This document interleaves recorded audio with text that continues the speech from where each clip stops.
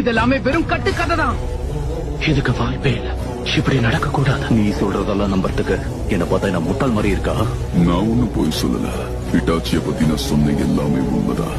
அவன் sauce cake மட்டும் இல்லாம ஹிடன் லீஃப் வில்லேஜ்காகவே தன்னுடைய உயிரை விட்டான். ஒருவேளை உண்மையா இருந்தா இட்டாச்சியை கொன்னதுக்கு அப்புறமா அவன் அகாட்ஸ்கி கூட சேர்ந்து வேலை செய்ய போறான். நடந்த எதுவுமே உங்களுக்கு தெரியாது. உண்மை என்னன்னா நருட்டோ, ஹிடன் லீஃப் வில்லேஜோட பெருந்தலைவர்கள் ஹிட்டாச்சியை பயன்படுத்தி உச்சிஹா இனத்தையே அழிச்சிருக்காங்கன்னு. ஆனா ஏன் இட்டாச்சி ஏன் உச்சிஹாக்கு துரோகம் செய்யணும்? இட்டாச்சிக்கு 4 வயசு. அப்பவே பல பேர் சாகிறதவன் கண்ணால பார்த்தான். அந்த சின்ன வயசுல அவன் போர் அனுபவிக்கணுங்கிற எந்த கட்டாயமும் கிடையாது. அதனாலே ஊரோட நிம்மதியும் சமநிலையும் முக்கியங்கிறது அவனுடைய ஆழ் மனசுல பதிய ஆரம்பிச்சது.